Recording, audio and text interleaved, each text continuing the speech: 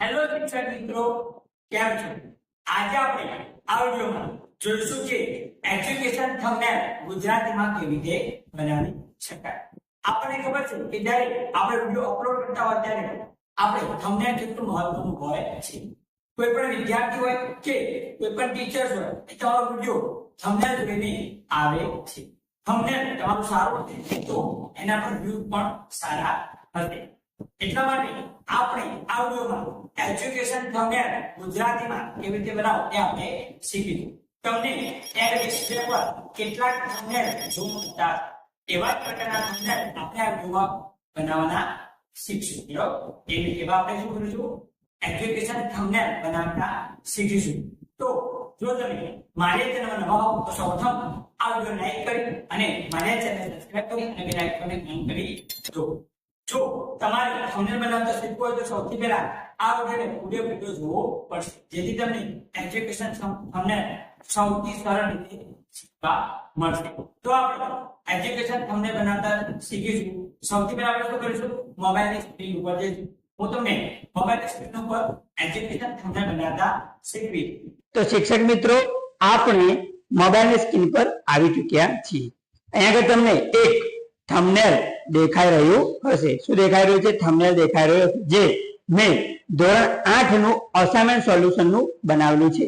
કયો વિષય? સામાજિક વિજ્ઞાન. એનું મેં બનાવેલું છે. આવું જ થંબનેલ તમને હું બનાવતા શીખવીશ.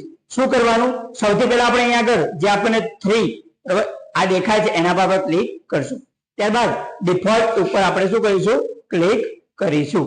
હવે ડિફોલ્ટ ઉપર ક્લિક કર્યા બાદ આપણે અહીંયા આગળ તમને કોર્નરમાં 3 જે ડોટ દેખાય છે એના પર જવાનું. ત્યારબાદ ઇમેજ સાઇઝમાં જઈશું. ઇમેજ સાઇઝમાં જઈને અહીંયા આગળ તમને શું કરવાનું છે? ઓપ્શનમાં જઈને YouTube થંબનેલ પર ક્લિક કરવાનું છે. ત્યારબાદ ઓકે પર ક્લિક કરી દેવાનું છે. આ આપણને YouTube થંબનેલની સાઇઝનું આવી ગયું. ત્યારબાદ આ ટેક્સ્ટને આપણે શું કરીશું? અહીંયા આગળથી ડિલીટ કરી દઈશું. ડિલીટ કર્યા બાદ શું કરવાનું? સૌથી પહેલા તો આપણે આ જે બેકગ્રાઉન્ડ, આ બેકગ્રાઉન્ડનો આપણે કલર શું કરીશું? પસંદ કરીશું. શું કરીશું? કલર પસંદ કરીશું.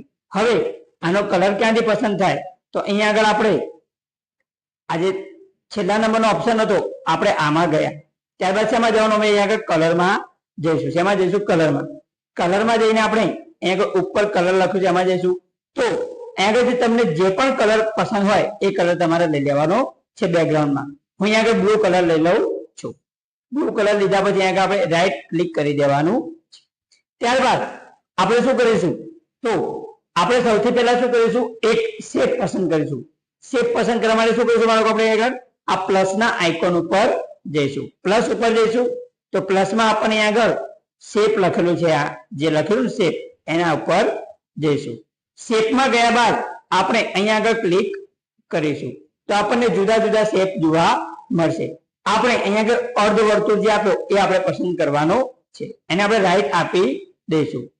રાઈટ આપ્યા બાદ આપણે આને રોટેટ કરાવવું છે. શું કરાવવું છે? રોટેટ. તો આપણે રોટેટનો ઓપ્શનમાં જઈશું. અહીંથી રોટેટના ઓપ્શનમાં જઈને આપણે આને કેટલા ડિગ્રી? 90 ડિગ્રી આપણે આને ગોઠવીશું. ત્યારબાદ આને આમ ખેંચીને મોટું કરી દેવાનું. શું કરવાનું છે? આમ મોટું કરી દેવાનું. આમ મોટું કરી દેવાનું છે. મોટું કર્યા બાદ અહીંયા રાઈટ ક્લિક કરી દેવાનું. આનો આપણે કલર પણ ચેન્જ કરી શકીએ. અહીંયા આગળ જે કલર લખેલો છે એ કલર પર જઈને આપણે એનો કલર બદલીશું. ઇનેબલ કરી દેવાનું. ઇનેબલ કરશું અહીંયા આગળ તમને જુદા જુદા કલર જોવા મળશે. બરાબર? તો આપણે અહીંયા આગળ યલો કલર રાખીશું. કયો કલર રાખીશું? યલો. ત્યારબાદ શું કરીશું? આપણે અહીંયા આગળ જે આપ્યું છે આ ઓપ્શન એના પર જઈ આપણે આને લોક કરી દઈશું. શું કરીશું? લોક કરી દઈશું. લોક કર્યા બાદ આપણે સૌથી પહેલા શું કરીશું? અસાઇનમેન્ટનો ફોટો એ આપણા ફોનમાં ગેલેરીમાં હોવો જોઈએ. તો આપણે સૌપ્રથમ આ પ્લસ વાળા આઇકોન પર જઈશું. પ્લસ વાળા આઇકોન પર જઈને આ ફ્રોમ ગેલેરી જે લખી એના પર ક્લિક કરીશું. એમાંથી તમારે અસાઇનમેન્ટનો ફોટો જે પાડેલો હોય એ આપણે શોધવાનો છે. શું કરીશું? અસાઇનમેન્ટનો ફોટો આપણે લઈશું.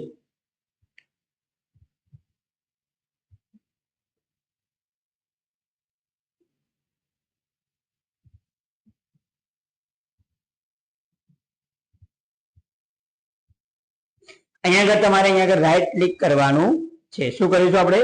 Right click. એટલે અહીંયા આગળ અસાઇનમેન્ટનો જે ફોટો છે એ તમને શો થઈ જશે. એની જે સાઈઝ રહે એ શું કરીશું? આપણે નાની બનાવીશું. શું કરીશું? નાની રાખીશું. આમ કરીને એની સાઈઝ આપણે નાની રાખવાની છે. આ રીતે.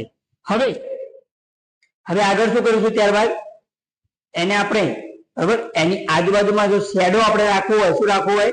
શેડો. તો આપણે અહીંયા આગળ શેડોના ઓપ્શનમાં જઈશું. એને આપણે ઇનેબલ કરી દઈશું. શું કરીશું? ઇનેબલ.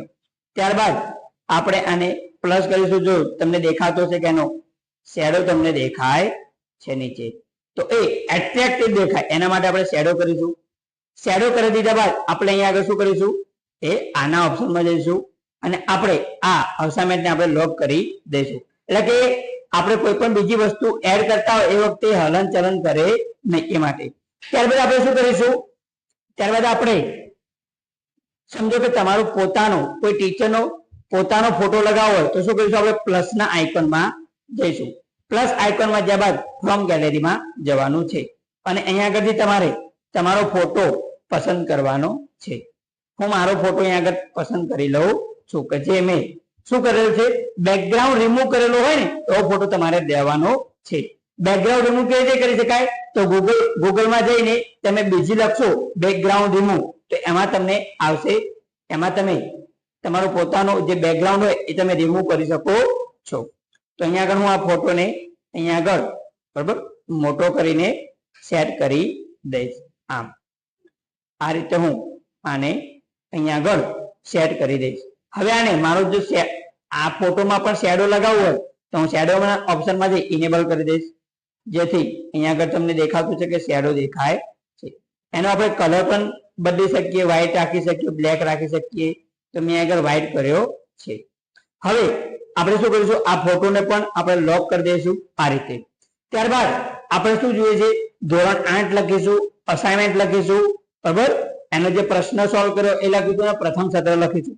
તો સૌથી પહેલા આપણે એક શેપ લઈશું. તો શેપના ઓપ્શનમાં જઈને આપણે શેપ લઈશું. આ શેપને આપણે આ રીતે આમ કરવાનું છે. આ રીતે આપણે આને સેટ કરી દઈશું આ રીતે બરાબર.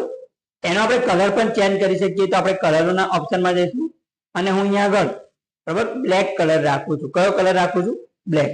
ત્યારબાદ અહીંયા આગળ આના પર આપણે કંઈક લખી શકશું. તો આપણે આ જે પ્લસનો આઇકોન એના પર જઈશું આપણે. ત્યારબાદ જે ટેક્સ્ટ રહ્યો એમાં આપણે ટેક્સ્ટમાં જઈને લખીશું. તો મારે ધોરણ 8 નો વિડીયો બનાવ્યો છે તો શું લખીશ? અહીંયા આગળ હું ધોરણ 8 લખીશ. શું લખીશ બાળકો? ધોરણ 8. શું લખીશ? ધોરણ 8. આ રીતે હું એને અહીંયા આગળ લાવી અને શું કરીશ? ટેક્સ્ટને હું સાઈઝ અહીંયા આગળથી શું કરવાનું? સાઈઝ વધારી દેવાની છે બરોબર. તમે અહીંથી પ્લસ માઇનસ કરી શકો બરોબર. તમારે જેટલી સાઈઝ રાખવી હોય એટલી તમે સાઈઝ રાખી શકો છો. ત્યારબાદ આને હું અહીંયા આગળ સેટ કરી દઈશ. શું કરીશ? સેટ કરી દઈશ. ઓકે. આ રીતે આપણે ધોરણ 8 એ સેટ કરી દીધું. થોડું વચ્ચે હું આને લાવી દઈશ આ રીતે. ઓકે. હવે મારે આવો ને આવો બીજો સેટ જો છે આના પર ક્લિક કરી હું પ્લસના આઇકોનમાં ક્લિક કરીશ બરોબર. અહીંયા આગળ જે તમને છેક અહીંયા આગળ જે પેન્સિલ દેખાય એના પર ક્લિક કરવાનું. ત્યારબાદ પહેલો જે ઓપ્શન છે કોપી, તો એનું કોપી થઈ જશે એના સાઈઝનું. ત્યારબાદ હું અહીંયા આગળ એને સેટ કરી દઈશ. હવે મારે એનો કલર બદલવો છે તો હું અહીંયા આગળ આ જે ઓપ્શન દેખાય છે ત્યાં જઈશ. ત્યાં ગયા બાદ કલરનો અહીંયા આગળ ઓપ્શન મળે છે એમાં જવાનું. કલરના ઓપ્શનમાં જઈ મારે આગળ યલો કલર રાખવો છે તો હું યલો કલર રાખીશ. હવે ધોરણ 8 લખી દીધું. હવે શું લખીશું? સામાજિક વિજ્ઞાન. તો હું અહીંયા આગળ પ્લસના આઇકનમાં જઈશ. ત્યારબાદ ટેક્સ્ટના આઇકનમાં જવાનું. જે અહીંયા આગળ આપણને ખૂણામાં જે પેન્સિલની જે આપણને સિમ્બોલ દેખાય એના પર જઈને આપણે ટેક્સ્ટમાં લખીશું સામાજિક વિજ્ઞાન. શું લખીશું બાળકો? સામાજિક વિજ્ઞાન. સામાજિક વિજ્ઞાન લખ્યા બાદ ડન કરી દેવાનું. ડન કર્યા બાદ આપણે આ ટેક્સ્ટને આપણે જે યલો બનાવ્યું હતું એના પર ક્લિક કરવાનું. ક્લિક કર્યા બાદ આપણે શું કરીશું? આની બરાબર સાઈઝ વધારી દઈશું. સાઈઝમાં જઈને આપણે થોડી સાઈઝ આની મોટી કરી દઈએ જેથી બરાબર અંદર આવી જાય કમ્પ્લીટ રીતે. તો આ રીતે આપણે અહીંયા આગળ સેટ કરી દેવાનું છે. હવે આ ટેક્સ્ટનો આપણે કલર બદલવો છે તો આપણે આ એ ઉપર જઈ અને અહીંયા આગળ એક કલર લખેલો છે, આ કલરમાં જઈશું. કલરમાં ગયા બાદ હું અહીંયા આગળ બ્લેક કલર પસંદ કરું છું, ત્યારબાદ રાઈટ ક્લિક કરી દઈશ. તો ધોરણ 8 સામાજિક વિજ્ઞાન તૈયાર થઈ ગયું. હવે મારે શું કરવું છે, અસાઇનમેન્ટનું સોલ્યુશન એવું લખવું છે. ફરીથી મારે બોક્સ લેવું છે તો શું કરીશ, હું આ બોક્સ ઉપર ક્લિક કરીશ અને આ જે તમને ખૂણામાં જે પેન્સિલની આઇકોન દેખાય તેના પર ક્લિક કરી કોપી કરીશ. તો ફરીથી એવું ને એવું આવી જશે. અહીંયા આગળ હું એને સેટ કરી દઈશ.